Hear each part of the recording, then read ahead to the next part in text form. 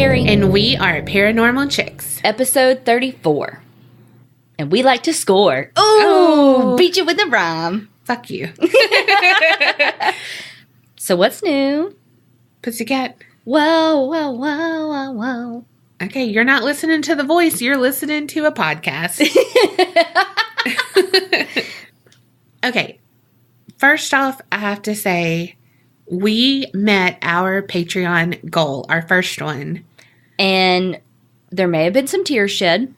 Yeah. Happy tears, Avi. I mean, I would have jumped up and down, but Let's my be honest. back. Ain't nobody jumping up in this house. Unless that damn mouse comes out. And then I am fucking gonna look like Flash. Or the R word. True. That thing too. Mm-hmm. But seriously, thank y'all so much. Like, we did not ever think we would. Make this goal. No. Much less the goal have gone, like, progressed, you Yeah. know? Like, holy crap. So we just hope to continue growing, and that next goal is going to help us get new mics so that we can be more comfortable when we record. New mics, but also stuff that we can have some guests Mm-hmm. and everything from now on. Like, we cover our cost, Yes. which is amazing. Woo! It's like, this is no longer a hobby because we're not paying for it. Right. You know, like, it's legit. We're legit. Yeah. Next step, new mics so I don't have to take ibuprofen before every episode. Legit, there's a bottle of ibuprofen on the desk Yes. that I take every time because my back hurts. Yes. She wants Madonna mics. I need Madonna mic so that I can kick back and not hurt. But also, like, lavalier mics so we can do some on-location stuff. Damn, you fancy with that word, lavalier mics. I thought they were like lapel mics. Oh, well, I'm sure that's another word, but... Lavalier. Hold on, let me get my lavalier. Oh, you know, that's how we do it. But, yeah, I'm, like, super excited that we could do on-location stuff. So thank you, Mama L, for joining. Yes, and thank you, Lindsay W. And Jenny G for upping your Patreonage and helping us reach this freaking goal. Y'all are the best. Yes. So, thank you. Like, I know that I say this, like, every episode when we talk about this. So it's like, okay, Kerri, we get it. But, geez, this is real life. I know. So crazy, and we are so thankful. So this past weekend, we had 2 Halloween parties. Yes, after Halloween. Our friends did not get the memo that it was done. So we went over to our friend Sabria's house because her birthday is actually on Halloween. I know, lucky bitch. I know. And so I went as a serial killer. And if you saw the pictures, we posted the pictures in the group on Facebook. And I had just had like a white t-shirt, put some blood on it, and put little packets of actual cereal on it. Yeah. Meanwhile, everybody's question was, does it still have the cereal in it? Yeah. And I was like, no, I've got it on my counter to eat later. Waste not, want not. Still haven't eaten it. Still on my counter. Hey, it's sealed, so hopefully the mouse doesn't get it. Stop, don't even bring that little asshole up. And then Donna, tell them what you were. Okay, thank you. You're welcome. And I'll pass the mic to you. You're my hype girl. Can't wait till we get our new mic so I don't have to share one. Just kidding. We don't share one. We don't share anything. No. I was Ghost in the Burbs. You know, like my favorite podcast. Mm-hmm. I mean, other than this one. Duh. So we found everything at Michael's. Oh, and We have a problem. and Joanne's. Mm-hmm. We do have a problem, but it was all like 80% off. Mm-hmm. So I don't buy shit full price anymore. no. So If it's full price, fuck that. And if you didn't see the picture, I had like a headband that Kerri with hot glue. That girl can create anything. And by that, she means I hot glued cereal packages to my shirt and a hat. I mean, a little house to a Dollar Tree headband and put that shit on her head. And my ghost eyes that were basically on my boobs. Oh, yeah. She wore a white shirt and then we got black felt and cut out like a little, like ghost eyes and mouth. Yeah. Hot glued that. And then I had some trees on my shoulder. So it was like, the suburbs. Mm-hmm. One house and 6 trees makes the suburbs. Yes. So no one got it because they haven't heard of that podcast. Losers. Just right. kidding. I mean, at least they do listen to ours. So, but they're behind. So this will be like 4 months and then they're going to be like, oh, okay. But I would be like, I'm a haunted house. Mm-hmm. And then I told Kerri, I was like, hey, if I take off my headband, I'm a haunted forest. Mm-hmm. I mean, hello. And then... Oh, yeah. And she had a knife for her serial killer thing, which she got on sale. Yes. Yeah, I went to, what's that place called? Spirit Halloween. Yeah, I went to Spirit Halloween and got there legit with 1 hour to go. Didn't know they were closing for the season that night because it was the day after Halloween and they closed in 1 hour. And so I got that and the blood. Yeah, and I had it because I was holding it for her. And I was like, now I'm Amityville. I was like, 4 freaking costumes in one. You're welcome. Oh, and then the next night, we went to her brother and sister-in-law's house. And this one was way by far my favorite. First of all, our costumes were so fucking easy. We just wore clothes. Oh my God, yes. And did our hair cuckoo. I went as Eileen Warnos, and Donna was Tyra Moore, her girlfriend. And it was so easy. We had to do a make under. Uh-huh. Yeah. Had to, okay, because I have curly hair. All the people who are like, oh my God, y'all are going to way too much detail. But, so I have curly hair. So what I did was I wore it curly that day to work and then just round brushed it out and then just like sprayed it so it would have that like, how she like did her hair back, Yeah. Oh my God. It was ridiculous. She found clothes for us at a discount place. Y'all, I do not wear shit with collars. You looked like you had on a bowling shirt. I did, right? I will never wear that shirt again. No, it was $3 though. Yeah. So.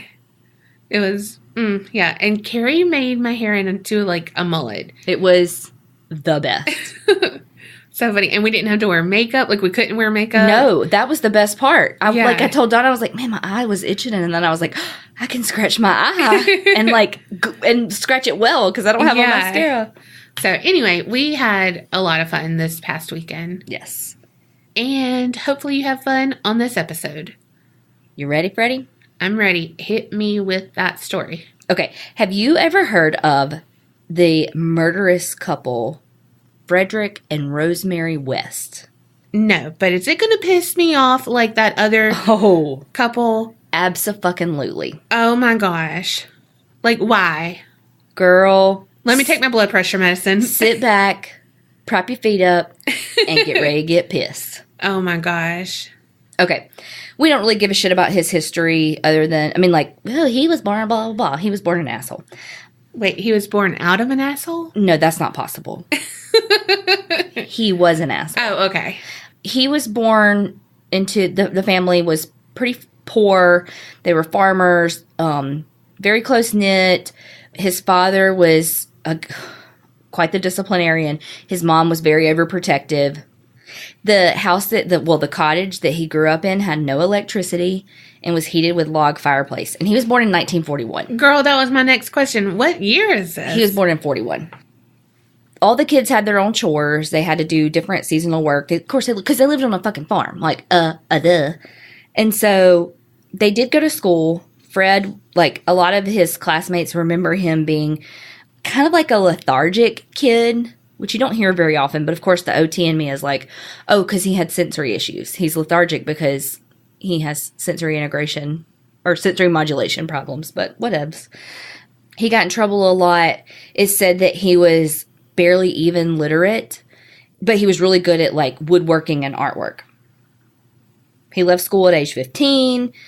He says that when he was 12 is when he had his first sexual encounter, and it was with his mother. And that in his early teens, lots of acts of bestiality. Oh my gosh. Girl, wait. Ugh. And that his father had sex with his sisters. What the fuck? But his brother, Doug, says, that's not fucking true. Okay. Or is Doug hiding it because he doesn't want anyone to know? Maybe. And he wants to be like the normal person. Or he doesn't know because maybe he was the only one that didn't have that. You know what I mean? Yeah. So right around his 17th birthday, right after it, he got a motorcycle and had a wreck. And guess what? Head injury. Yep. So he had a broken arm, leg, was unconscious for 7 days. Fuck. Had to have braces on his legs for months, walking and stuff. And then he was like Forrest Gump, and he was like running, and they just came off. How the hell you know that? You ain't never seen that movie. I've seen pieces. And by that, I mean on games, like board games that have the thing like Encore. Oh, yeah. Not Encore. So after his accident, he had a big old fear of hospitals and like would have fits of rage after his brain injury. So 2 years later, he had another head injury when he tried to grope a girl on a fire escape, and she punched him and he fell 2 flights. Oh my gosh. First of all, you fucking go, bitch. Yes. Can I say bitch? Yeah. Okay. And I mean, you know, double dose to do you. Mm-hmm. For real. Done, son. In 1961, this part, okay, let me preface this with, again, different articles said different things, but I'm going to tell you both of them. 1961, so he's 20. His 13-year-old sister told their mother that he had been raping her for about 6 months. Oh my gosh. And that she was pregnant. He was later arrested, and he said that when he was arrested, that he had been molesting young girls since his early teens, and his response was, doesn't everybody do it? Oh my gosh. And so they say that, like, his idea of this incest as normalcy is because of his father and his mother. Mm-hmm. And so that's why it's like, well, maybe it was a little bit true about his parents. Right. I don't know. So his parents were like, basically disowned him. So that's also kind of the piece of, did they really do it because they disowned him when it happened? But then about a year later, they reconciled and blah, blah, blah, blah. To me, that's like them saying like, oh my God, no. So people, you know, would get thrown off, and at the heat of it, they're not going to be investigated. True. You know what I mean? The other story is that his parents' friends accused him of molesting their 13-year-old daughter. Oh, not his sister, you know what I mean? Like another family's 13-year-old daughter, and that she was pregnant with Fred's kid, and that, so either way, like, underage pregnant. And his First family. Teen mom. Yeah. The OG. But his family, either way, his family disowned him, blah, blah, blah, blah, blah. But they also said that, like, even though he was charged with the molestation, he didn't serve any jail time because they blamed it on the head wound. And then another, like, his previous head injuries. And then one of the other articles I read said that the girl refused to take the stand. Oh, wow. That happened in June 1961. So roughly a year later, September 1962, he met a girl, reacquainted with a girl that he knew, Catherine Bernadette Castillo, and she went by Raina. So they had met like at a dance hall a couple years before that, dated off and on, but she had gone back to Scotland. But then while she was in Scotland, she had become pregnant, but it was by... A leprechaun? No. A guy who is Pakistani. And so in that day and time, it was a mixed race child. And so she relocated back to England, because this happens in England, BT dubs.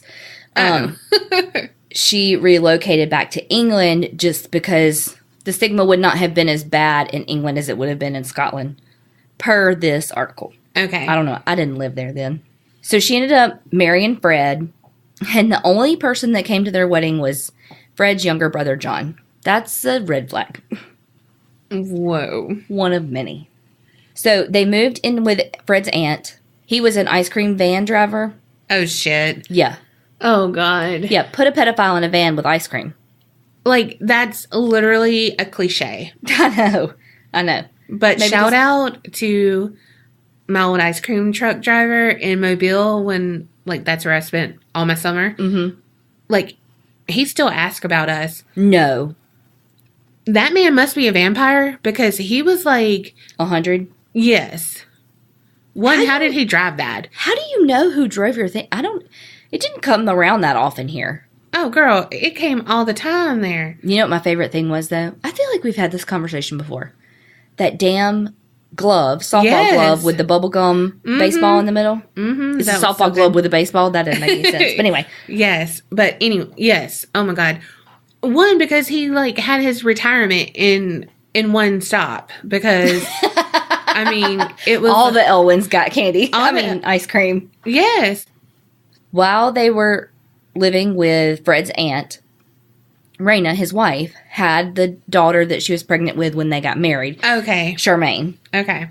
And so in order to, like, explain her being mixed, they said that Raina had a miscarriage, so they adopted Charmaine. Because that's believable. Wait, like, they try to tell his aunt that? They try to tell everybody in life. Like, but, I mean, even his aunt? I don't know. I wasn't there. Like... It's just what they had told the people. Okay. In 1964, they had a daughter named Anna Marie together. Some stuff calls her Anne Marie, but a lot of stuff says Anna. They had a nanny named Issa McNeil.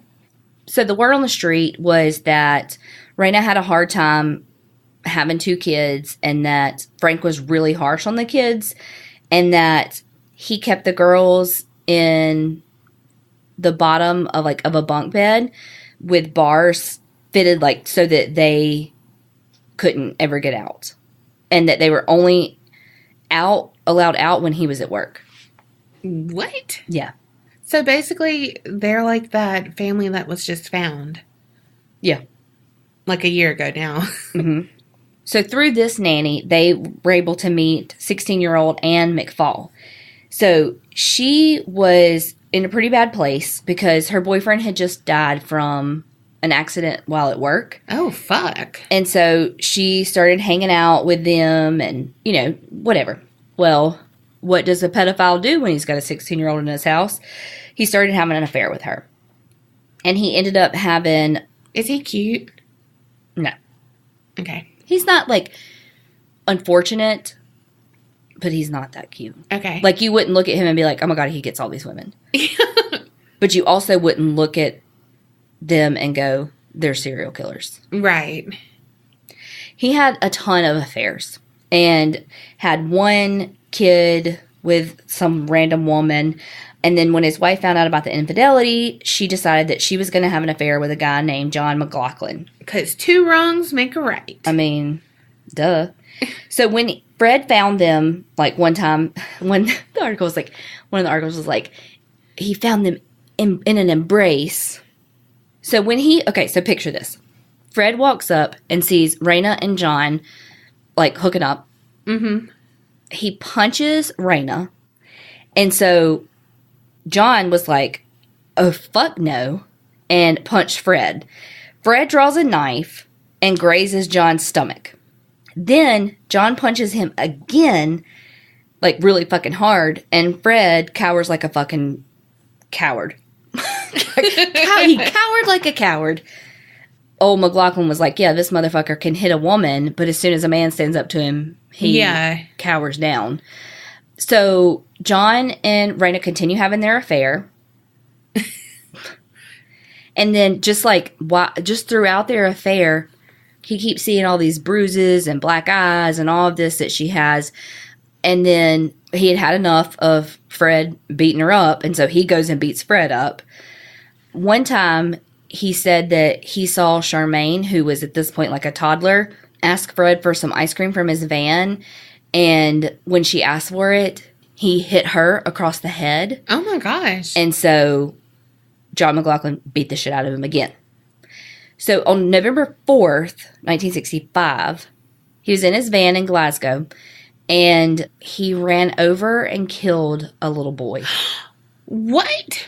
Yeah, he was cleared of any wrongdoing. Like, I think it really was just like a tragic accident. But he was really scared of the reaction from the neighbors, like that he was going to be like stoned. I don't know. And so he was like, okay, we're moving.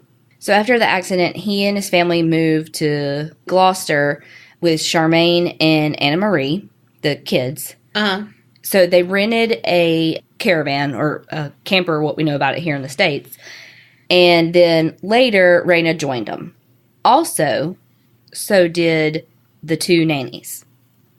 Anne and how are they Lisa. affording these? I don't think they actually are. So both of the nannies were from like really poor backgrounds, and so they were going with them in hopes that they would find work too. Like, it wasn't like they were just gonna, like, you know what I mean? Yeah. They weren't like what we think of as like a nanny. Okay. So as before, prone to mood swings, super dominant and controlling.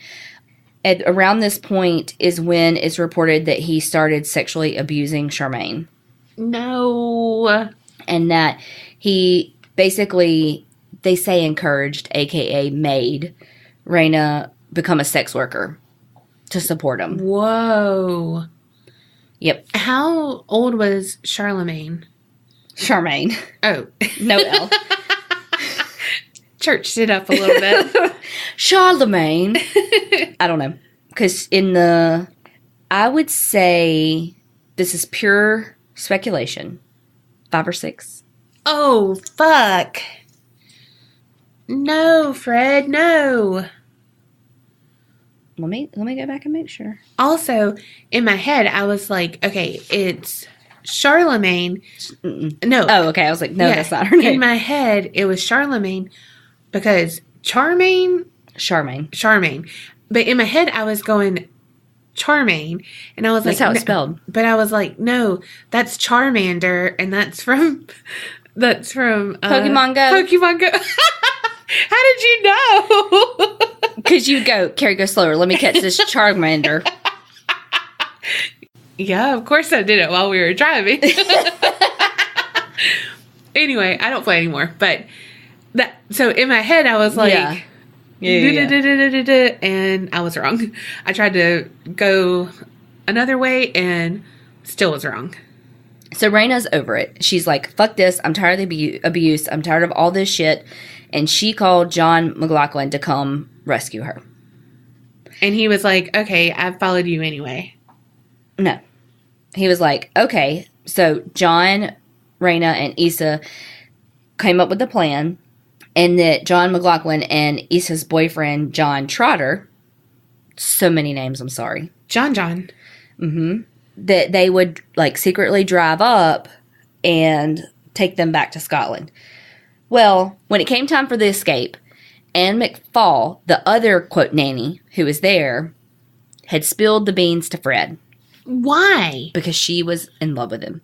Oh, gosh. And well, she should be like, yeah, y'all go. Right? Like, let me be here. Well, why would she, though, if Raina's being a sex worker to support him? True that. That's what she was doing. She was like, Mm-hmm. because I'd be next. And I only have my eye is only fixed on one dong. Mm-hmm. So, of course, an altercation happened. Fred was beat the fuck up again. The police were called, and then all 4 of the ones who were trying to leave left, and Fred told Raina that if he ever sees her again, he's going to kill her. Meanwhile, the kids are still with Fred. Wait? Raina left them? Yep. So, whoa. The way that she tried to check on their well-being and make sure that they were being treated decently, which I feel like, I know. That's not even a thing. I know. She would go to England because remember they went back to Scotland. So she would go back to England to check on Charmaine and Anna Marie while they lived there. Initially, she was like, okay, Anne being there and taking care of my kids, that's great. At least they have a motherly kind of influence. But then eventually she was like, no, fuck this girl. This girl's over there trying to raise my kids like they're her own. And so as a way to get her back, she stole some stuff from Fred's camper. And then, so she was arrested later on for it. She was sentenced to 3 years for probation. This is so convoluted. Oh, and it's so many names. So I'm sorry, y'all, stick with me with the names. So after the trial and all of that, they ended up moving their camper to Glasgow. In July of 1967, Anne McFall, she was 18 years old at this point. She was 8 months pregnant with Fred's kid. And she up and vanished like a fart in the wind. Oh my God. She was never reported missing. He killed her? But years later, like I'm talking 1994, her body was found. Oh, fuck. Dismembered. Oh, shit. And her limbs had been disarticulated. All of her fingers were missing. Wait, disarticulated? Like at the joint. Elbow, okay. Like at the joints. Her fingers were missing? And they thought that likely kept as keepsakes, like trophies. Her baby had been cut from her womb. Oh my gosh. Later, I'm going to kind of foreshadow the foreskin. Later, Fred confided in someone that he had stabbed her to death in an argument. However, her wrists were found with, like, dressing gown wrapped around them like a cord. Gosh. And, like, that she had been restrained prior to the murder. Yeah. Whoa. So, it's, like, clearly, it wasn't like this crime of passion. Right. She was fucking subdued and yeah, whatever. Restrained. Because he is a little liar, murderer, all of the above, but he has no newts.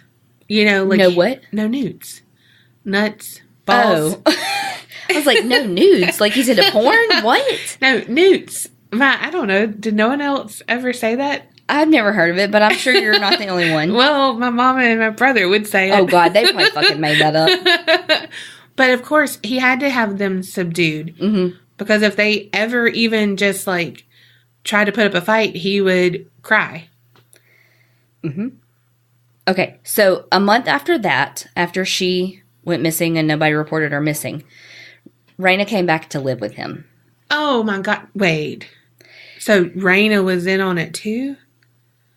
So, at first they were... Don't you love it when I don't answer your questions?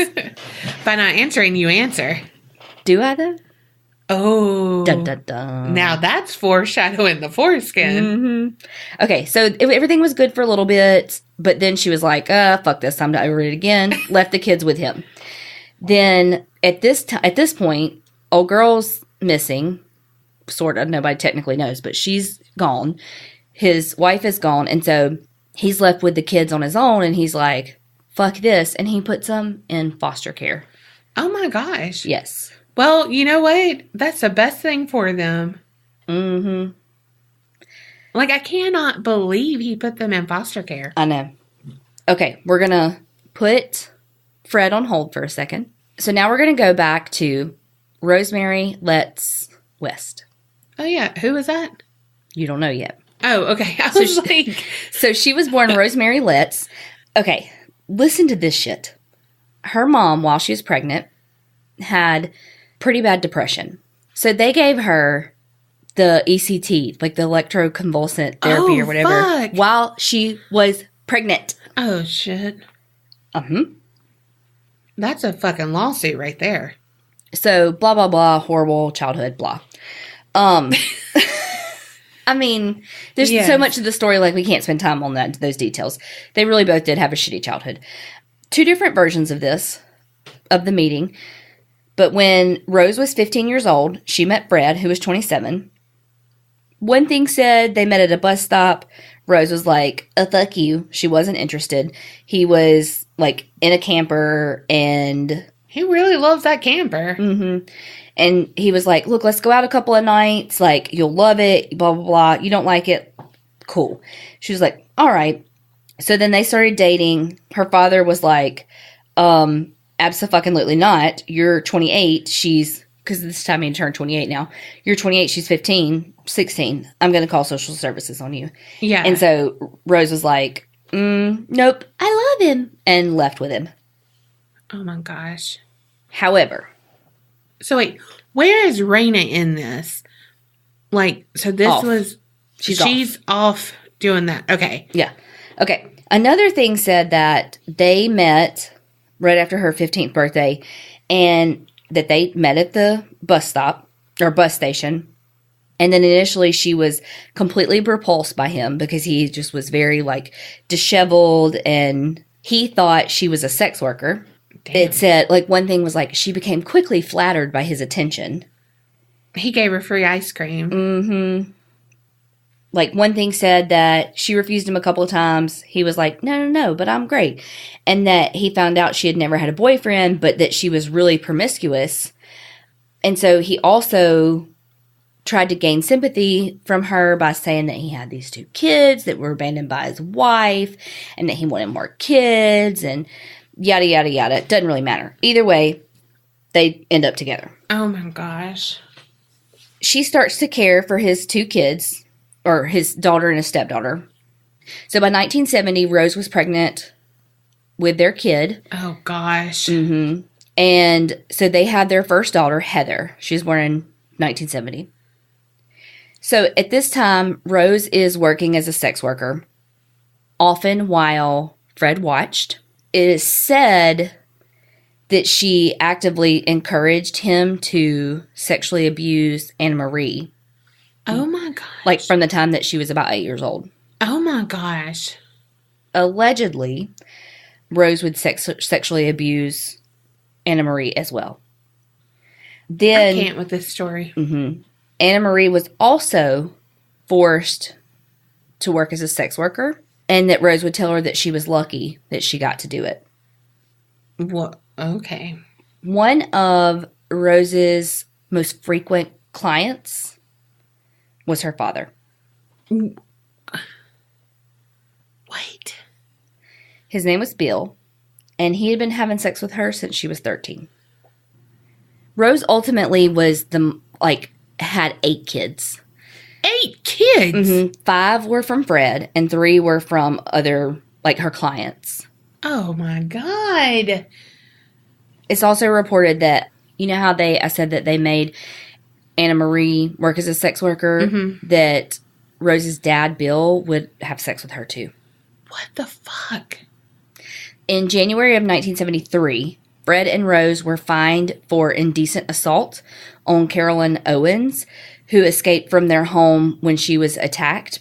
And so what they would do was they would pick girls up from bus stops and then take them to their home and hold them there. And they let this girl go. Well, what do you do after that when somebody reports you to the police? You stop letting them go. Mm-hmm. So after Heather was born, a couple of months later, Fred was arrested for taking some tires off of, theft of a car tires. God, I worded that stupid. And so he was in prison for a couple of months. And so Rose was responsible for taking care of the kids at that point. So while Fred was in prison, Rose would take the kids to see him in prison. But not long after their last visit on June 15th, Charmaine is missing. Oh, fuck. They used some forensic odontology, to confirm that Charmaine had died while Fred was still in jail. So Rose would explain Charmaine's disappearance by basically saying that she had gone to live with her mother. So they told the school and all of that she moved back to London with her mother. Then Fred was released from prison. So initially, Charmaine's body was kept in the coal cellar of the house. Oh my God, they love to do that. Mm-hmm. But when Fred got out of prison, he buried her in the yard close to the back door of their flat. Fuck. And he later was adamant that he had not dismembered the body. But later, an autopsy said that she had been severed at the hips, but that that damage could have been caused by work that he did on the house, construction work, having hurt her bones, But her patella, fingers, wrists, toe, and ankle bones were all missing from her skeleton. So making them think that he had kept them for keepsakes. Yeah. So Rose killed her. He buried her. So Raina had gone to talk with Fred to confront him to say, like, look, I want fucking custody of these kids. I'm tired of all this. And that was the last time she was seen alive. Oh, fuck. It's believed that she was murdered by strangulation. They think in the back of Fred's truck. So when they found her remains, it showed that she had been restrained and sexually assaulted. Oh, fuck. Her body was also dismembered and placed into plastic bags and was buried. Wow. So not long after Raina was murdered, Fred and Rosemary got married. He had put on the marriage certificate that he was a bachelor. What? Mm-hmm. Wow. Yep. They bought this huge, big 3-story home. They made the top 2 floors into like lodging, kind of like a bed and breakfast type thing, so that they could supplement their income.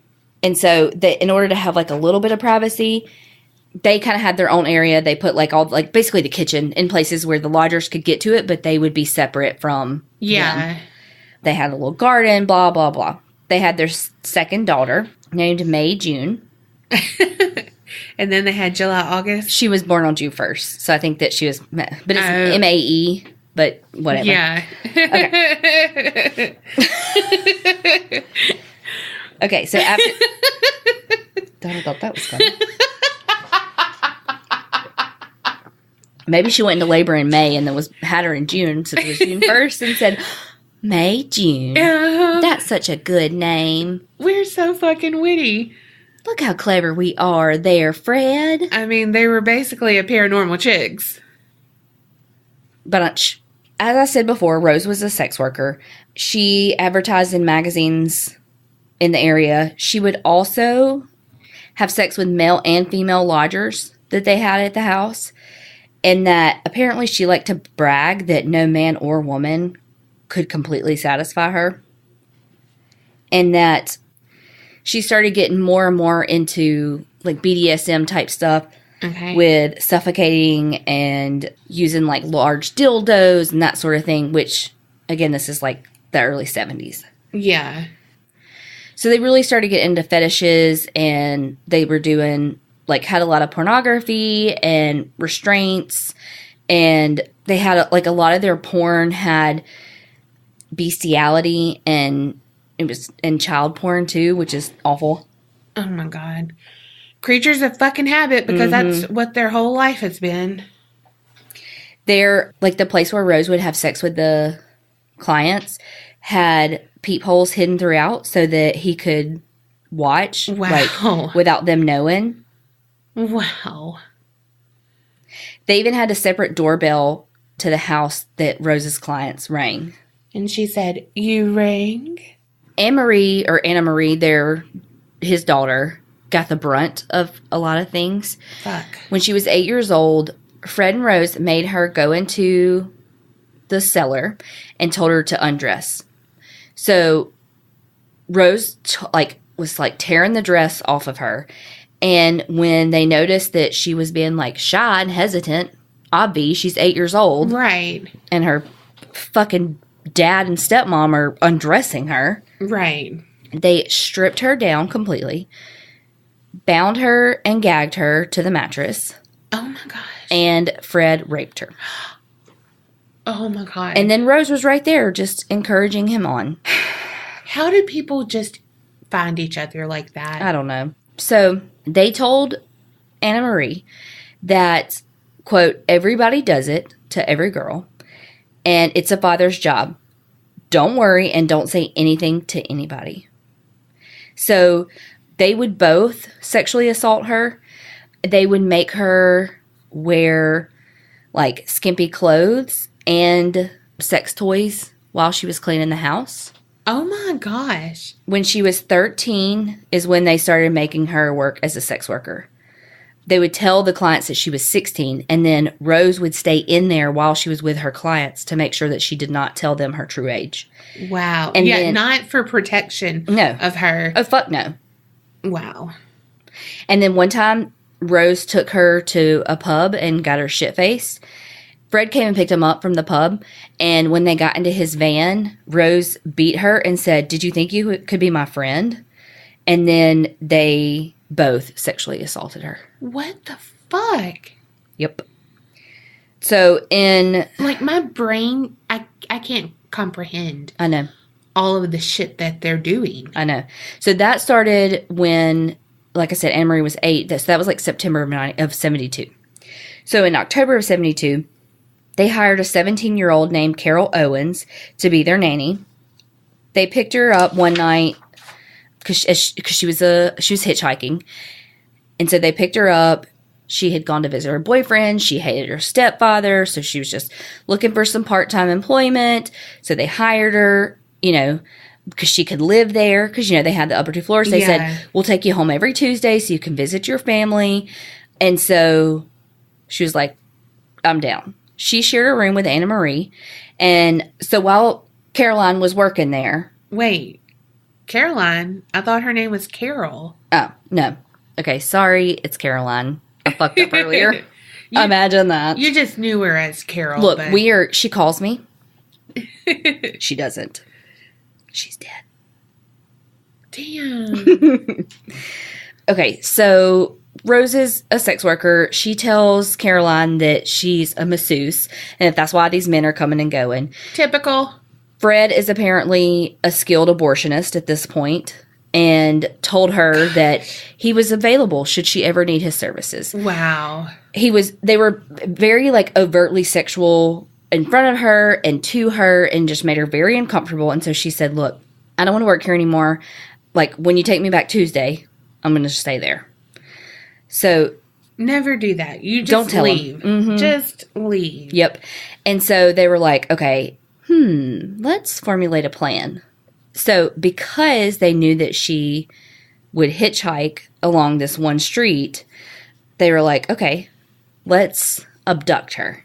So they said they were going to let her go and then abduct her later. So this is just a game. Abso-fucking-lutely. They're going to get their rocks off some way, somehow. Mm-hmm.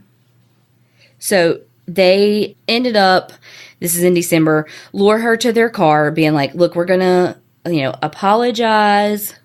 We'll give you a lift. We feel really sorry for everything that happened. And so she was like, oh, well, maybe she just, maybe I misunderstood. Maybe they're not so bad. This is deja vu of that duo. Mm-hmm. Of those two girls that they picked up at the fair, I believe, where, that same thing happened. Keep listening. So Rose was like, I'm going to get in the back seat with you. Let's have a girls' talk. Well, a girls' chat while Fred drives. I think that was how it happened, too. So then Rose starts to molest Caroline. Oh, my gosh. Fred starts asking her if she had sex with her boyfriend that night. When Caroline starts to tell them to stop, Fred stops the car, tells her that she's a bitch, and punches her until she's unconscious. Holy Then, fuck. I know, then Rose bounds and gags her with a scarf and duct tape. Then they gave her some tea that was drugged, and then gagged her again, and then assaulted her for a long period of time. Oh my gosh. Bless her heart. So a lot of other detailed sexual assaults and just shitty things happened to Caroline that I'm not going to go into. Because if you want to know all the gory details, it's on the internet. But basically, she realized that this was not going to stop. The more she resisted, the more that they got pleasure from it. And so she quit resisting. So the next morning, one of the kids knocked on the door because she heard Caroline screaming, and the night before. And so they locked Caroline into the cellar because they were going to let their friends and all abuse her. Wow. And so they had the balls to ask Caroline, would you return to work here as a nanny? And so she was like, okay, this may be my way out. If I say that I'm going to work for them, maybe they'll get me out of the cellar and I can escape. Yeah. And so she was like, sure. And so she had gone to a laundromat with Rose, and when she got there, she ran. And she got to her house. When she got to her house, she was too ashamed to tell her mom what happened. But her mom saw all these bruises on her and started asking her, what happened? Yeah. And so she finally told her mom what happened. They immediately reported to the police. The Wests, remember how I said before they were charged with like assault and all of that? Yeah. It was this case. So they arrested them, charged them with assault, indecent assault, actual body harm, and rape. So at this point, they're about to go to trial, and Caroline is she's like, I can't testify. And so she doesn't testify. And so the charges are reduced, and they pled guilty to indecent assault and causing actual body harm. They were only fined. When Caroline heard that they only got fined and were able to walk away from court, she attempted suicide. Gosh. She was not successful. Thankfully. I know. Bless her heart. So 3 months after their assault trial is when they committed their first known murder. Wow. The victim was 19-year-old Linda Go. She was a regular visitor of a couple of their male lodgers. And so she moved into the house. And then just like a day later, the other tenants were told that she had to leave because she had hit one of their kids. Oh, shit. And so that's just kind of the story that was repeated. Mm-hmm. Well, they ended up finding her body, dismembered. The jaw was completely wrapped in adhesive and surgical tape, like to silence the screams. Oh, my God. 2 small tubes had been inserted into her nasal cavities to allow her to breathe while she was, like, completely taped up. It is thought, like, how these sections of clothing, like, fabric were on her is thought that she had been suspended from holes that were carved into the wooden beams in the ceiling of the cellar. So her body was dismembered. She was missing 5 cervical vertebrae, her patella, and a lot of her finger bones. They love the fingers and the patella. Mm-hmm. And all that was later found in a pit underneath the garage. Then 15-year-old Carol Ann Cooper was abducted in November of 1973. She had been at the movies with her boyfriend and was waiting on a bus when they think that she was dragged into Fred's car. Again, she was bound with surgical tape, her arms with some cloth. She was taken back to their house on Cromwell Street. She, too, was suspended from the beams and abused in all the ways that we know how they abuse people, and murdered. And dismembered. Mm-hmm. She died from strangulation / asphyxiation. Her body, too, was dismembered, and she was buried in like a small, shallow grave in the cellar. Over the next 17 months, 4 other victims Holy shit. were killed the same way. You know what? They don't have skeletons in their closet. They have it in their cellar. Damn. So each one of the graves had more shit in it that they were like, okay, well, this kind of shows us that they were getting, like they were escalating. Each one suffered more abuse. They murdered 18-year-old Juanita Mott in 1975. Then he put concrete over the floor of the cellar and later made that a bedroom for his oldest child. Wow. So, yeah. So then they say that they were kind of on hiatus until the 1978, murdered an 18-year-old that was staying with them named Shirley Robinson. She came when she was pregnant with a baby boy. Oh, gosh. Rose herself was pregnant at the same time. And so Rose, she initially said that the child that Shirley was carrying was Fred's. Oh, my God. Like, she, boasted about this to the neighbors. Meanwhile, these neighbors were probably, these motherfuckers. Oh, my God. These neighbors better be glad that they're still alive. Yes. So she had a big old resentment towards her. I don't think that was his kid. I mean, from it, all roads point to she was pregnant when she got there. Yeah. But either way, Rose was jealous of Shirley, and they murdered her. Wow. They buried her in the garden. She was dismembered, but there weren't those restraining devices found like everybody else. So they think that, okay, this one didn't have the sexual motive that all the other ones do. This one was actual, pure jealousy. Yeah. Versus all the other ones. They told everybody that she had just relocated to live with her father in West Germany. The final murder that they're known to have committed was in August of 79. It was a 16-year-old named Allison Chambers who had run away from a children's home. Gosh. She was going to be the live-in nanny. Don't be a live-in nanny. For real. Her body was also buried in the garden. Same thing, dismembered. Did she have the restraints? No, she didn't have like the striations and stuff that the other ones did. Okay, Anna Marie ended up running away from home in 79. And so after she left, Heather and May, who were Rose's and Fred's kids together, became his focus. Oh, gosh. So Anna Marie ran away from home. Listen, this is what the final straw was for her. She had been in the hospital for a miscarriage. She had had an ectopic pregnancy. A couple of days after she got out of the hospital from that miscarriage, Rose was beating her in her stomach. Oh, my gosh.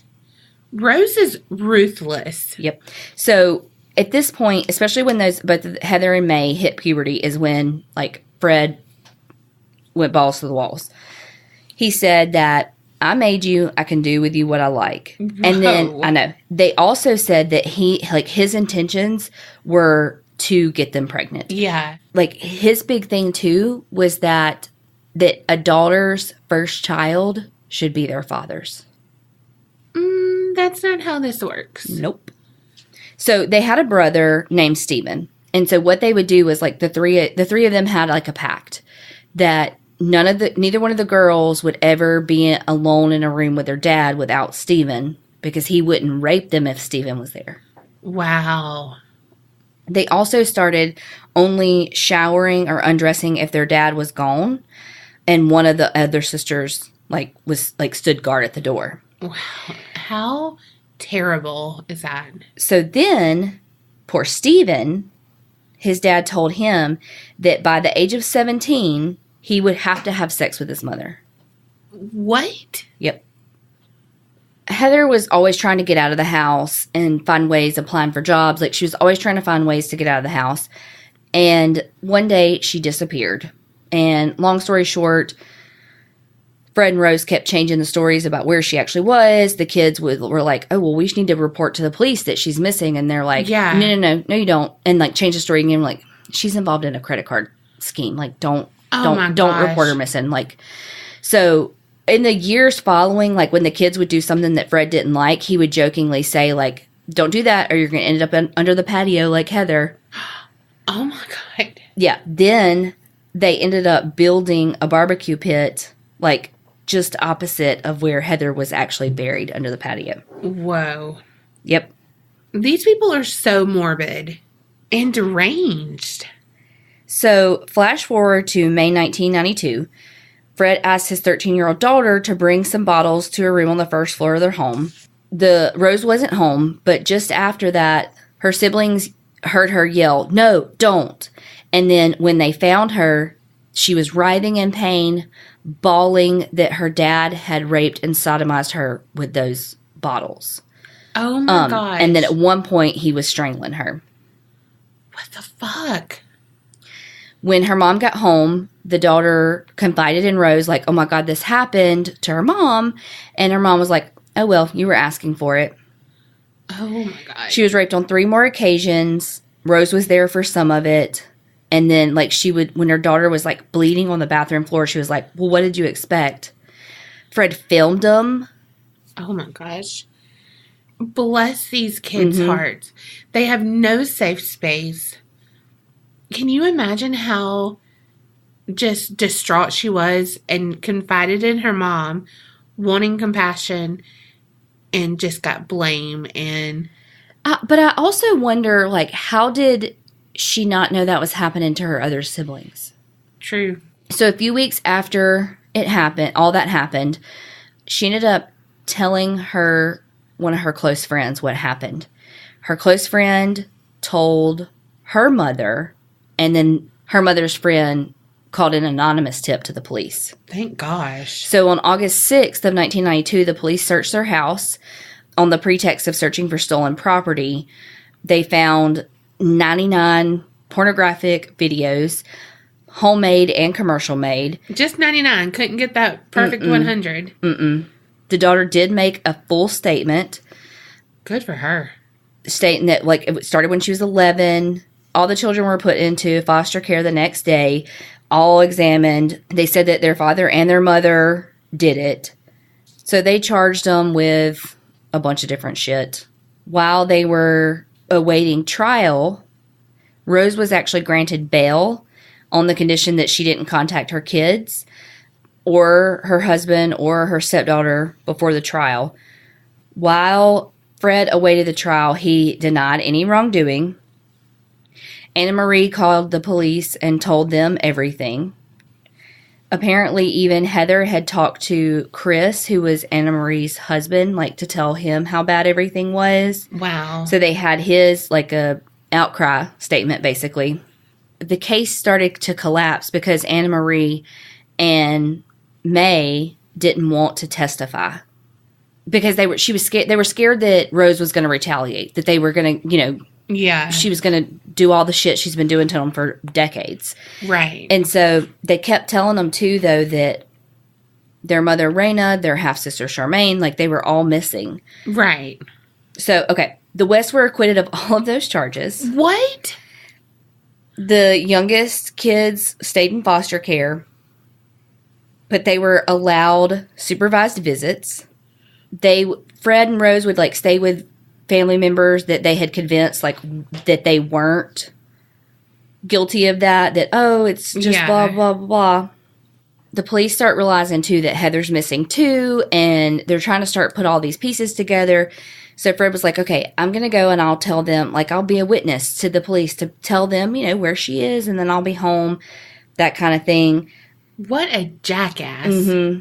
And then the police found out that they had that joke that you're going to be buried under the patio like Heather. Yeah. And so they excavated. Mm-hmm.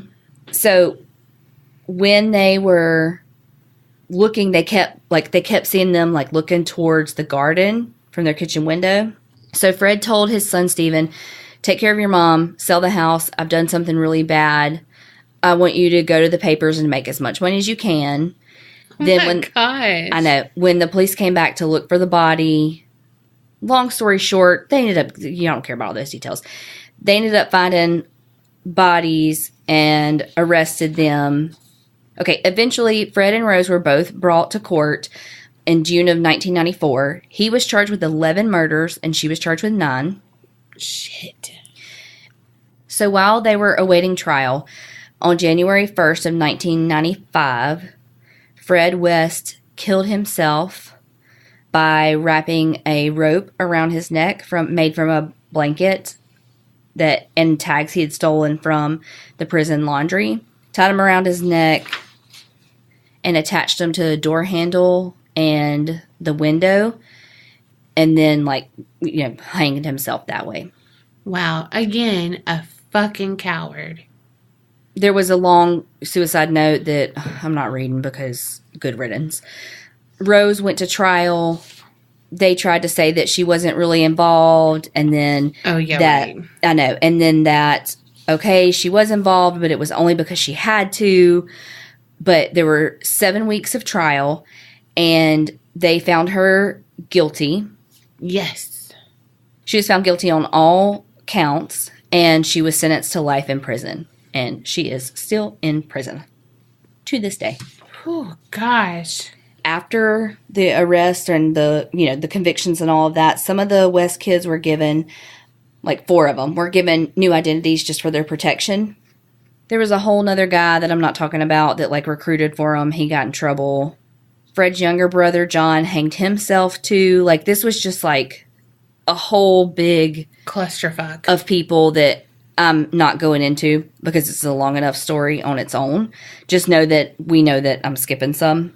This could be a whole freaking podcast. Oh, absolutely. And yeah, there's a whole, like, a bunch of different, like, not series, but a bunch of different shows and books by Anna Marie about, like, how she grew up and all this stuff. So she's, like, turned lemons into lemonade and has, writing about her experiences and that sort of thing. So That is the story of Fred and Rose West. Wow. Long as fuck. Oh, entangled and just... Lots of people, lots of issues, lots of horrible sexual assaults, and... unimaginable. To their own children. Like, fuck you. Yeah. And then he couldn't even face the music. Right. Because I hate to say, like, he took the coward's way out, because I don't feel that way about all suicide. Yeah, but it's with this. That's his nature.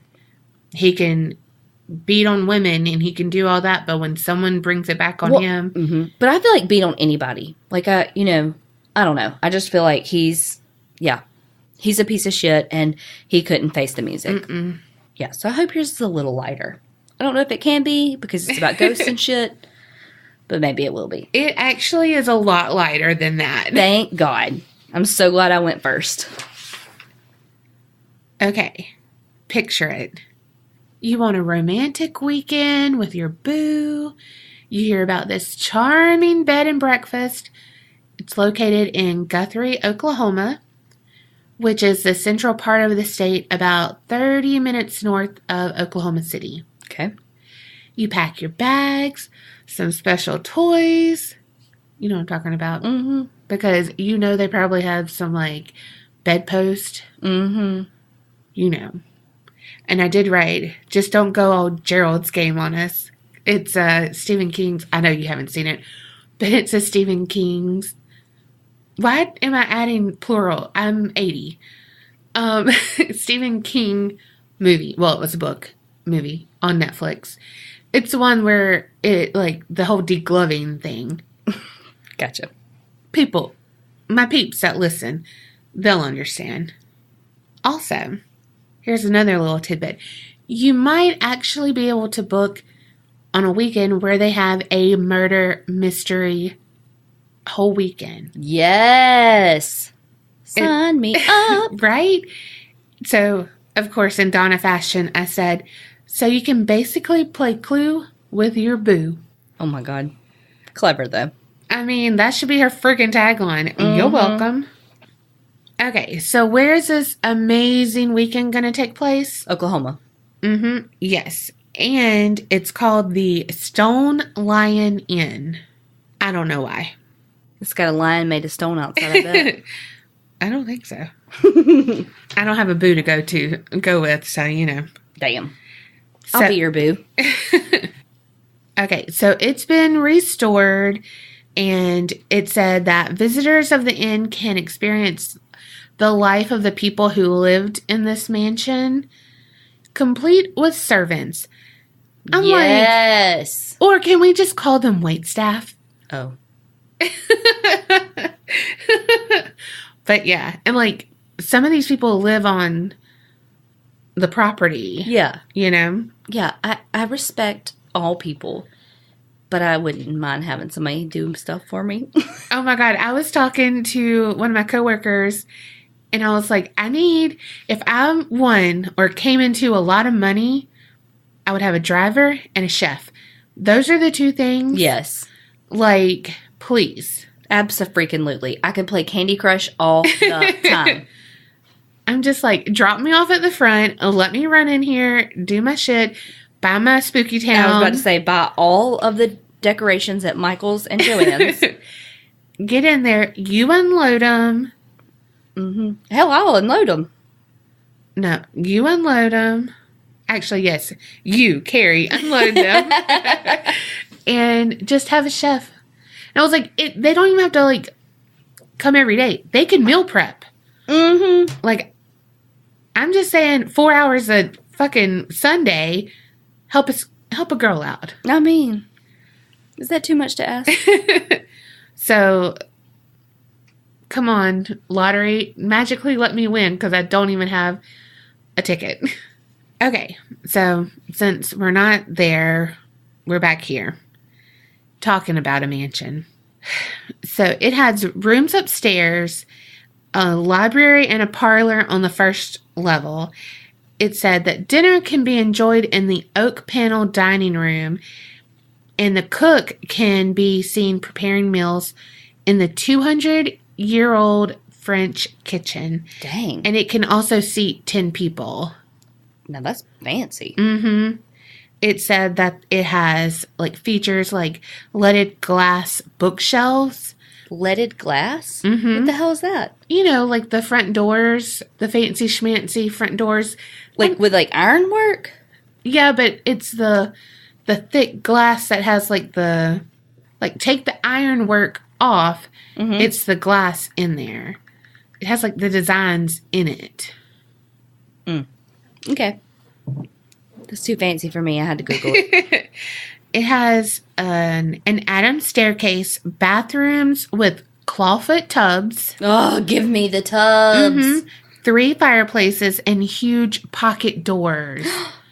So I'm beautiful. like, oh my gosh, dream. But not so much since this is in your story. Right. This is why I would never buy an old house like this because of everything I'm about to say. Before we get into more spooky stuff, I'm going to talk a little bit more about how wonderful this is. Because if you want to go stay here, it sounds freaking dreamy. You had me at Clawfoot Tub. Right? The grounds have pecan trees, flowers, and lilac bushes. That sounds like I'd sneeze. And a gazebo where you can mess with the squirrels. Like, they'll come up and eat. Dream. I was going to say, I'm surprised you hadn't looked up to buy this right now. Right? So, every morning, guests can wake up to freshly pressed coffee. Yes.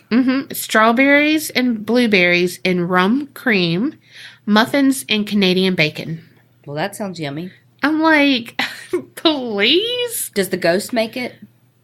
If they can make that, you come haunt my house. Don't you put that shit in the universe? If they can make that shit. I love it when you get high pitched like that. Well, you know, don't play with my emotions. Food. Canadian bacon. Don't play with my Canadian bacon. Maybe food in Spooky Town. Mm-hmm. She is the mayor of Spooky Town and the alderman of Canadian bacon. I really just more like the muffins, you know, carbs. True. Okay, so it was built in 1907 by Mr. F.E. Houghton. I heard it pronounced many different ways. Okay. He built it for his family. The mansion is 8,000 square feet. Holy shit. Has 4 floors. And at the time of the completion, it cost $11,900 and was the most expensive home in Oklahoma. What year? Do we know? 1907. Oh, I'm sorry. Shit. Mm-hmm. He built the house right next door to the one they had already outgrown. This is why they needed an 8,000 square foot house. They had 12 children. Holy shit. I don't even have 12 friends. Just kidding. So, 12 children, including one named Augusta. And she was known as a very playful child. And her games and toys were mostly confined to the 3rd floor. They were in this box that was like built into the closet. Okay. I will say that Taps, ghost hunters, you know, the OGs, they found that Augusta had lived a long life because they say that this Augusta died, but it's now thought to be Irene because Irene was on their census. Oh, like the Census Bureau census? Okay. On one year, and then the next year she wasn't. And then, like, in another picture of them, it was like the 2 children born before her and the 2 children born after her, and she wasn't in that picture. So they're saying that it's Irene and not Augusta. Like, I don't know how they got Augusta. I have no idea, but I just want to throw that out there. So, again, it's just one of those things. Back in the day, records were hard to really pinpoint shit, you know? So, okay, anyway. Tragedy struck, and the little girl was 8 years old. Oh, God. And she contracted the whooping cough. Dang. Whooping cough. Is that old for a child to get that? I have no idea. I thought it was mostly like infants and elderly. I have no idea. But this left her bedridden. Oh. And it said that because medicines in that day were often laced with opium and codeine, she died of an accidental overdose. Oh, shit. But some say she died because the nurse, which was a servant, not, you know what I mean? Like a nurse maid. Yeah. She gave her the wrong medicine. Oh, gosh. So, of course, he was distraught over losing his little girl. But they continued living there. And they moved sometime in the 1920s. So, when they moved out in the 1920s, it was leased as a funeral home. It was known as Smith Funeral Home. Clever. Real basic there. So, the house actually stayed in that same family until 1986, and it was purchased by Becky Luker. So, she had 2 sons, and she was like, we are going to make this place back to what it used to be, and we're going to be the first bed and breakfast. She didn't know all the history. Not that it was a sordid history like we've had in the past where it's been just like tragedy after tragedy. Right. But she didn't know it was a funeral home or anything. And there's an embalming table that she has like welcome drinks on. No. But she didn't know it at the time. But yeah, it's an embalming table from the funeral. And so now she just has it there. Yeah. But it's like, oh my gosh. Like, oh, let me get me a Coke. I love that that's the welcome drink that you go to. Oh. Most people were like, give me some champagne. Give me this, like a cocktail. You're like, I mean, she had Coca-Cola. Like Coke, tea. That's so funny. I'm not fancy. So soon after moving in, they began hurrying. How did she not know it was a funeral home before? She's not from there. Yeah, but I feel like that's like, I mean, how though? Like, I know the owner before me and the owner before that. Yeah. You know what I mean? Know. Okay, so soon after moving in, the family began hearing some strangeness. It was like feet pitter-pattering down the stairway at night. It would go up and down. So after a few times of this, not being able to like pinpoint why this is like, I hear someone going up and down the stairs. Mm-hmm. My kids say it's not them. Someone's here. So she called the police. They found nothing. So they're like, okay, it's not someone, it's something. Right. So that is one of the most haunted places of the house. It's the back staircase where they heard all of the movement. And the hours that it's heard between is 10 and midnight. And on the 3rd floor is where her son, Grant, kept all his toys in that built-in cabinet. Yeah. And they would put them away neatly each night. And she would take them all out. Yep. And so they're like, all right. And she's like, Grant, pick up your fucking toys. He's like, Mom, but I did. Exactly. And so she's like, all right, I'm going to lock this fucking door. So she put a lock on it. Nope. Still would come out. So there was no way that he could have got that. Right. So after living in the house for some time, the Lukers were visited by some of the Houghton family. Like, they're elderly now. But they said that what they're hearing, the pitter-pattering, is their sister, because when the adults would go to bed, they would all sneak up that back staircase and play with the toys. Oh. And it would be between 10 and midnight. Oh, God. Also, Effie Houghton, he's been seen many times throughout the house huffing and puffing on his pipe. Aw. Mm-hmm. So Becky and her 2 sons lived there on the property while they were renovating all of this. And she has a business partner named Michelle Smith, and she lived on the property as well. She said that one time she was locked in the basement while doing laundry. Mm-hmm. Nope. Mm-mm. And then it happened several times after. But she said the first time I was doing laundry down there and the door locked on me. I sat down there for a while before someone came home and heard me. It happened a couple more times, but I remembered to use another exit I forgot about the first time whenever it happened again. What? I propped things up against the door so it won't happen again. There was another door out and she forgot. Uh-huh. This bitch sound like me. No, she sounds like me because I have panic, full-blown panic mode on anything. Kerri got in a wreck and I was like, I can't open the door. I can't open the door. She's like, it's locked. Unlock it, Donna. I was like, I know. We call that, like, when one of my sisters, when we panic like that, we're like, okay, Trisha, because that's what my mom does. Like, she can't find her wallet in her purse for like 2 seconds, and she's like, oh my God, where did I leave my wallet? Oh my God, my wallet is lost. Oh, here it is. Okay, Trisha. That is funny. Okay, so another story is her, Becky. With a good hair? Mm-hmm. And Michelle, her business partner, they're like, this is doing good. We're going to do a second bed and breakfast because, you know, more the merrier.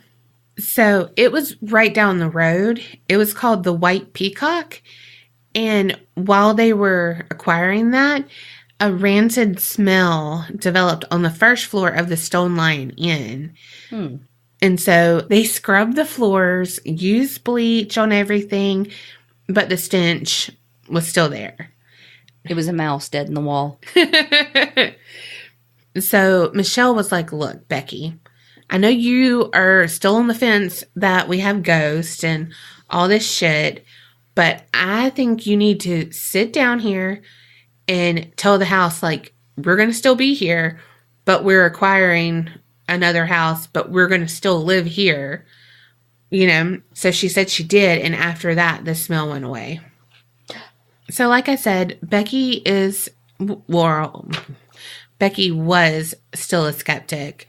And then more and more of her customers would come and be, you know, have these stories that were unexplainable. So she decided to do her own kind of little test where she would test lighting in different angles and try to recreate stuff just, you know, to be like, oh no, it's the train that passes at midnight, right, and blah, blah, blah, blah, blah. So she said one of these people had pictures, and it was a couple sitting in a chair in the living room during the murder mystery night, and it looks like a head is rising from in between them with a hat on. And she said it looks like it's a man with shoulders. Mm-hmm. It's kind of fuzzy, but like you can pinpoint that out. Right. Doors open and close as per usual, but this is different because it will open and close in a sequence. Interesting. Mm-hmm. So, you know, that's kind of like when they say, well, if I was a professional, I would know the term, but it's like that uneducated haunting, not uneducated, but you know what I mean? Like a passive thing where it's just like, it goes through kind of like on a schedule. Unintelligent? No. Whatever. Damn. What's it called? I don't know. Somebody will tell us. Creep Mom, I'm sure knows. But anyway, you know, like I feel like it's one of those kind of things where it's not threatening at all. It's just doing it and doing it and doing it well. Sorry. So Michelle said that she has some children of her own, and when they would stay there with her, Ebony, her daughter, was 5, and she would be the only one upstairs playing by herself. And one time she like heard, you know, something. She was like, what are you doing up there? She said, I'm playing with the girl. And she's like, what girl? Right. Like, no one's up there. You are the only one. She's like, yeah, she only plays upstairs though. She said that later, Ebony was getting irritated with Michelle's brother, so her uncle, and he just kept, like, pestering her and stuff. And she said, if you don't behave, Mama Red is going to whoop your butt. Well, she is Michelle's deceased grandmother who passed way before Ebony was even thought of.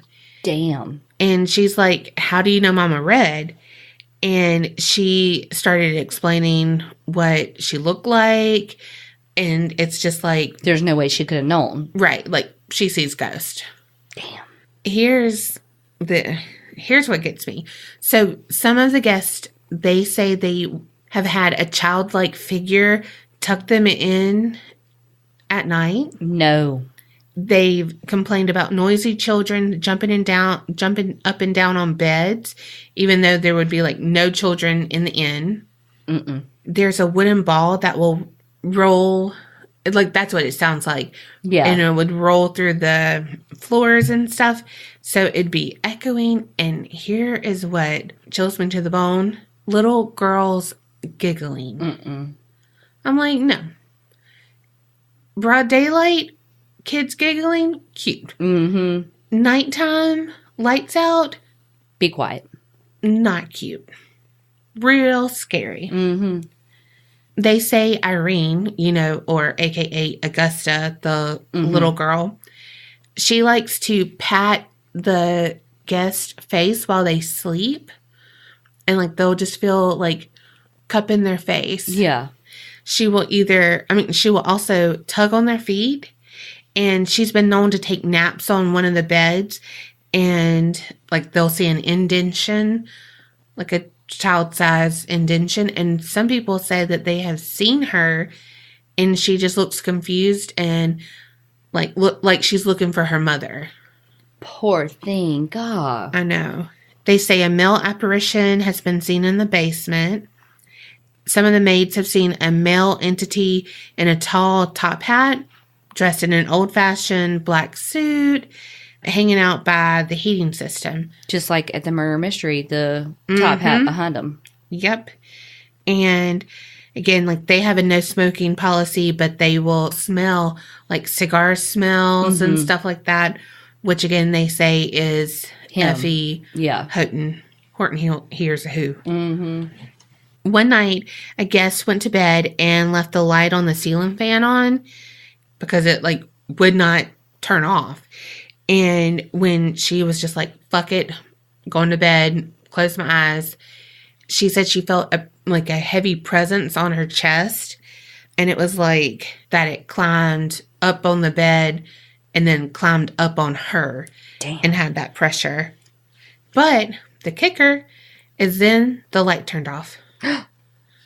And, like, the pressure was gone. She went to bed. It was like a little, like a little kid climbing up and then like, oh, let me get that. But I'm like, okay, if you can do things I'm too lazy to do. No, still no. Items will be moved around in rooms. It'll be completely in a different room. Which, leave my shit alone. Don't make me have to move stuff. Look. Yes. I mean, no. Donna even wants a ghost to turn the light out for her. We ain't trying to move shit. Right. Becky said that one of her guests came out and was like, I heard this music box playing all night long. And Becky's like, we don't have a music box or anything that would make, like, the music box. Why would you have that in a hotel? Yeah. That makes noise. So Becky, even though she says she was a skeptic for a long time, she still would, like, have her sons with her all the time. And I'm like, yeah. She said that Grant, he was about 14 and the front door kept slamming shut and he kept opening it back. And so he put, like, an old iron in front of it to hold it, and it was pushed out of the way and the door slammed shut on its own. Dang. So this is known as one of the most haunted houses in Oklahoma. So, of course, a lot of local people, like I said, Taps, they were there. So, there was an Oklahoma Paranormal and Research Investigation team, and it's called Ghoulie, Ghost Haunts of Oklahoma and Urban Legend Investigations. Damn. Mouthful. Right? So they've investigated. They've all had results. Usually EVPs, electronic voice phenomena.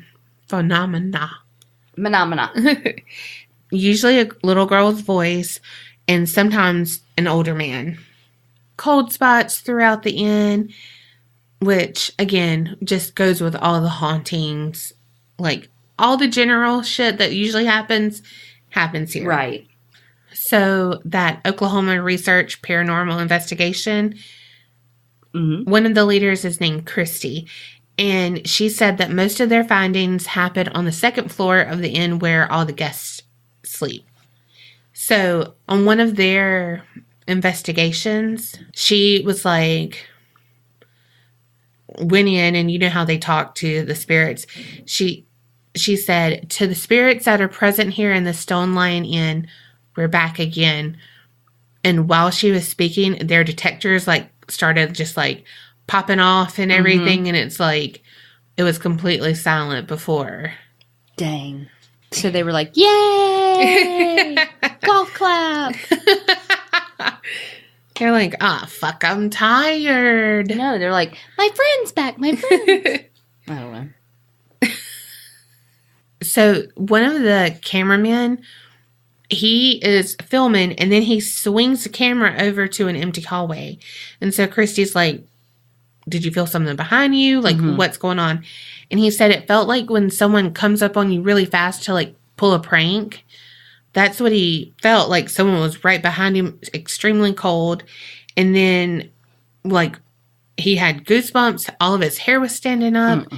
And so while Christy's looking at him, and he's looking down she's looking down the hallway where he just said that someone did that. And she saw an arm of someone, and she's like, someone was behind you. Holy fuck. Yeah.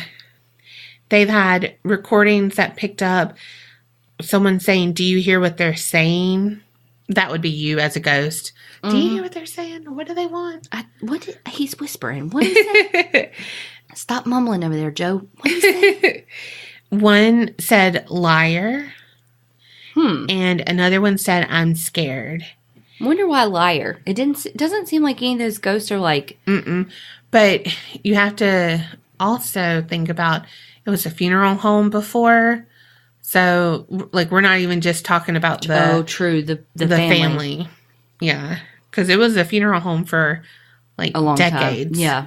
So, they had stopped filming this one segment, and that same camera guy saw something out of the corner of his eye, and while everyone else was in the main room, he saw a paper towel roll being, tossed in the kitchen. And they didn't have cameras rolling, but they had their sound still on. And when they replayed it, because he's like, what the fuck? Someone's playing football with fucking Brawny. And so they had captured it on a recorder, and they could hear the paper towel hitting the countertop. So another thing with Christy and her team, since a lot of the clients said that the little girl on the third floor, all of that nonsense, they were like, let's bring a doll. Which, I mean, I get why, but, dolls, haunted houses. Yeah, right. No. Couldn't you have brought a ball? Right. So they put it up there just for a little experiment. Well, while they were going down the stairs to the second one, so they set it up in there. Well, then they did some more stuff. So then they were going back to get the doll. And they got the doll. So when they left that room, they had the doll, and they felt like someone was following them. And so they turned around, no one there. But it felt like they were right on their heels. And they said, it's just odd that we hadn't felt that. Went and got the doll from the room. And the kid's like, bring me back my fucking doll. Right. Finders keepers, man. Yeah, she's like, it's not an American Girl doll, but it'll work. I mean, I've been waiting for a new to cut me. Oh, God. Another strange incident that occurred, they were eating dinner in the dining room, all their team, and there was an Egyptian sarcophagus in the hallway. Well, it faced forward towards the front entrance, but after a few minutes, they looked up and it was basically facing into the dining room looking at them. So none of them could have got up because they were all eating. Like there was no one else there. And so they're like, what the fuck? Because it's a sarcophagus. It's going to make noise if you move it. Right. And I mean, I'm sorry, sarcophagus, that's just a creepy word all in itself. For real. So they said it's their experience that they have encountered 4 different ghosts at the Stone Lion. I'm surprised only 4 with it being a funeral home. Right. She said one is of Edward, and she encountered him down in the basement on her initial investigation there. He told her that he favored cigars and he died of lung cancer.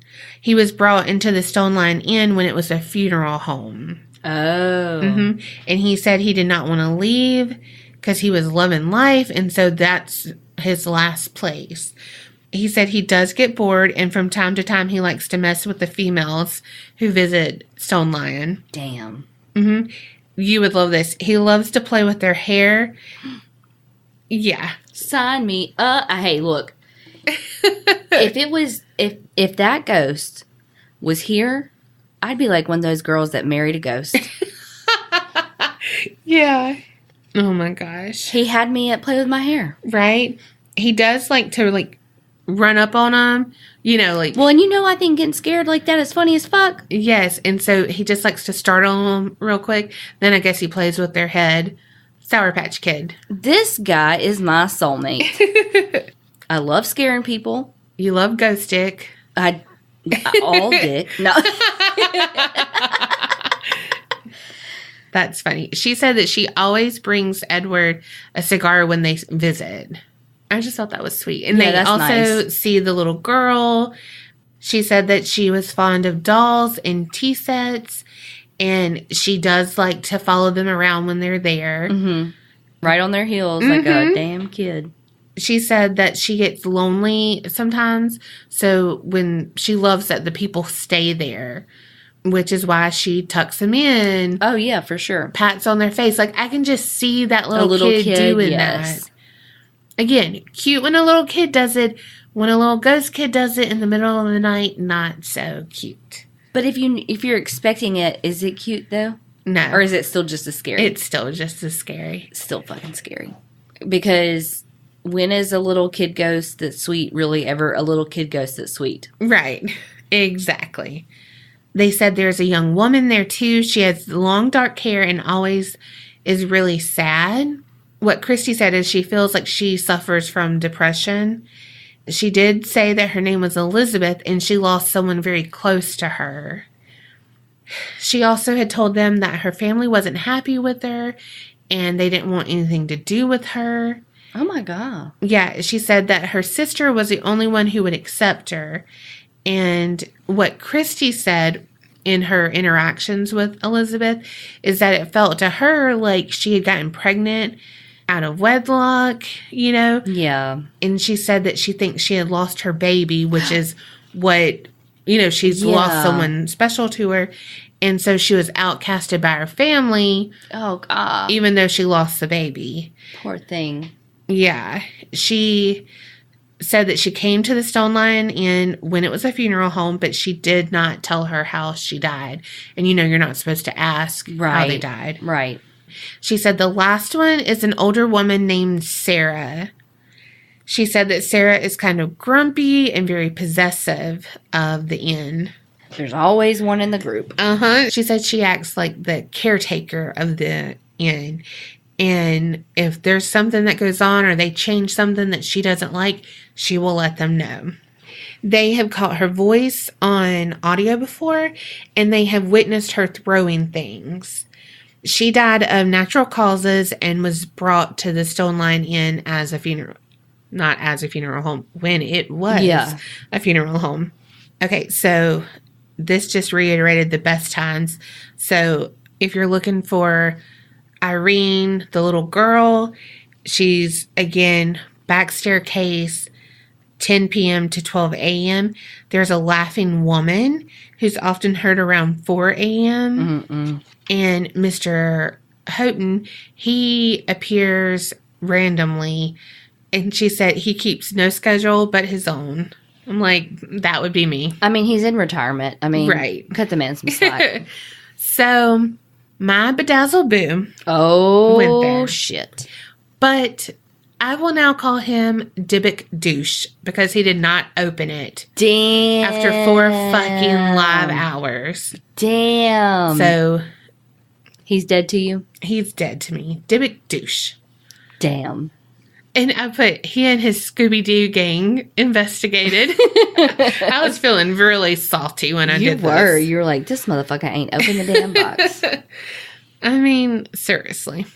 I watched a little bit of this, and they were more focused on the owner, Becky, and that she does those murder mystery weekends. And there was this person that had died. I cannot think of his name.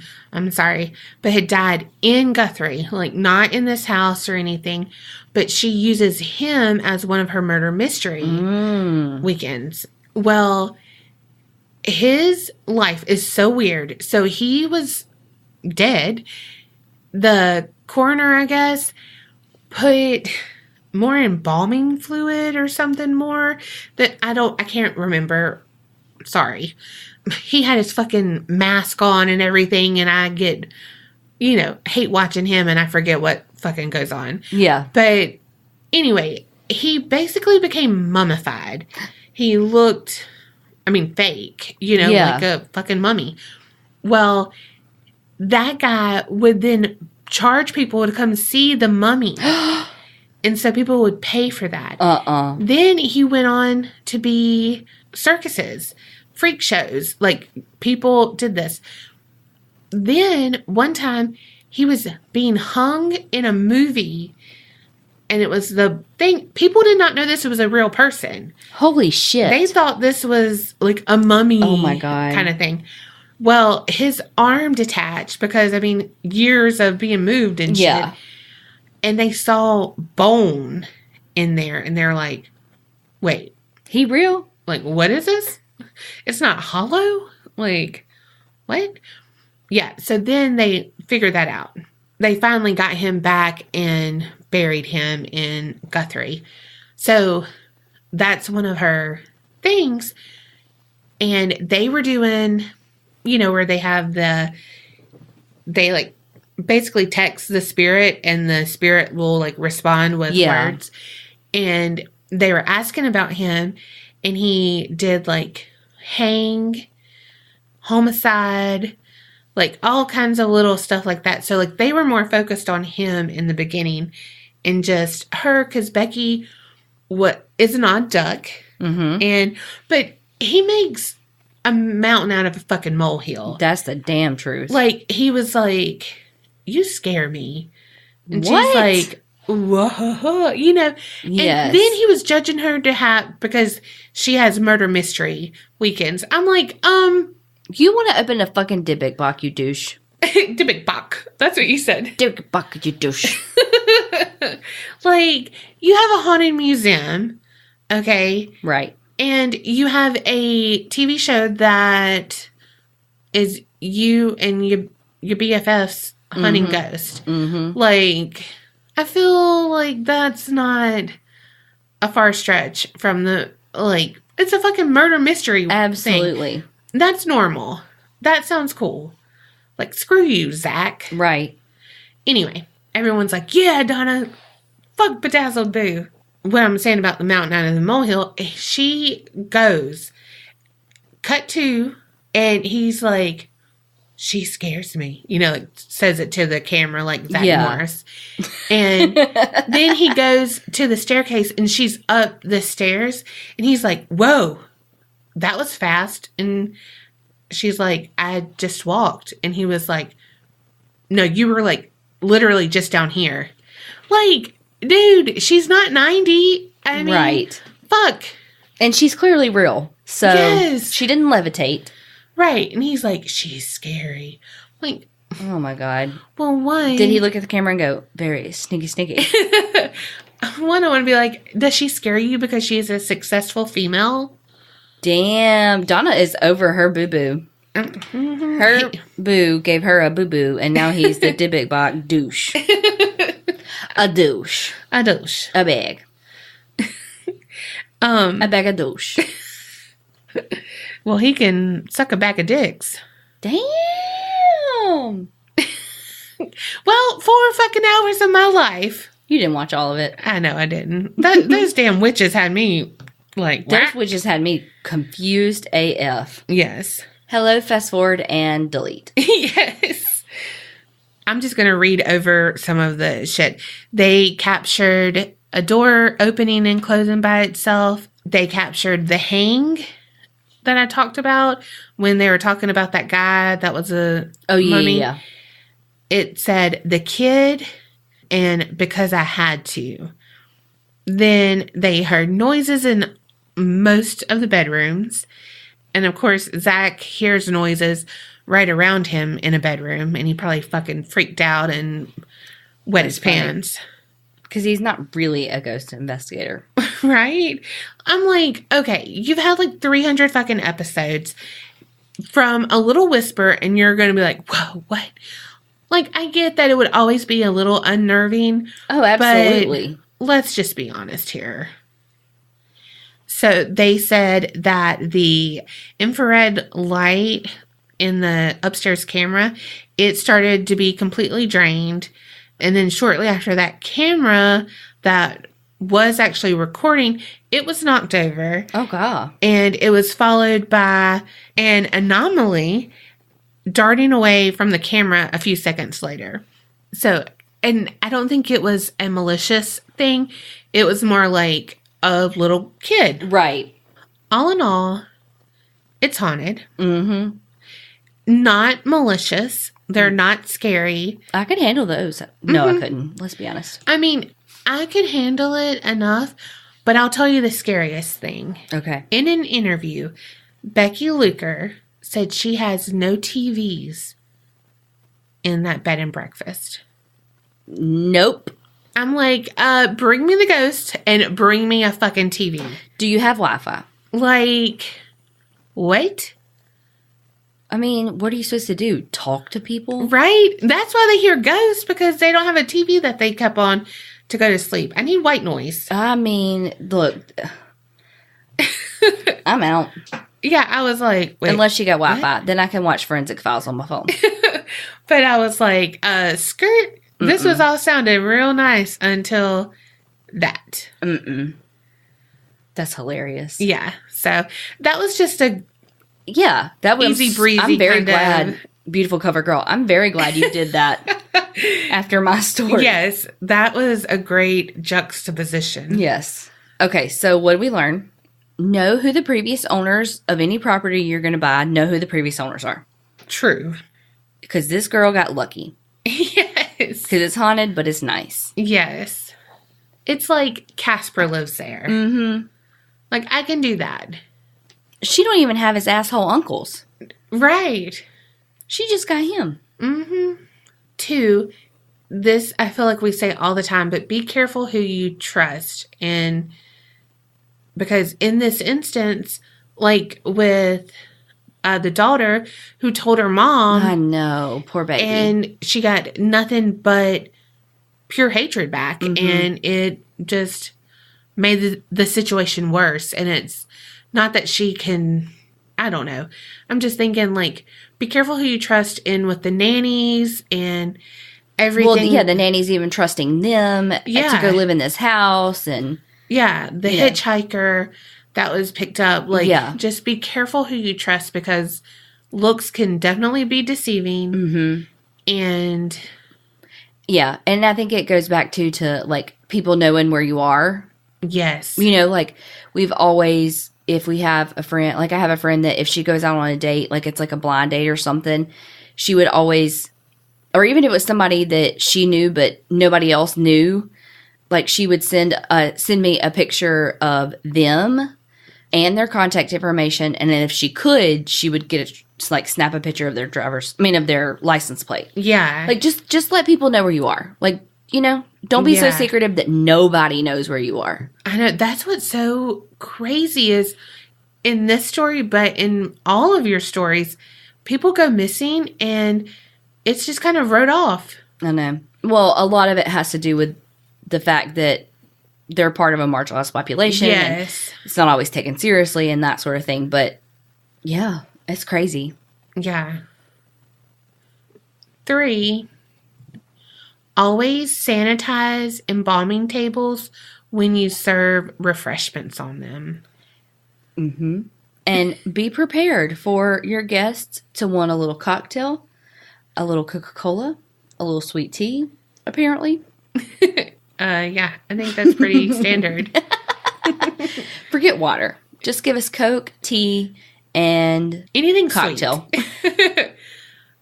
Sweet. And sanitize that table. And remember, keep it real and don't get scared.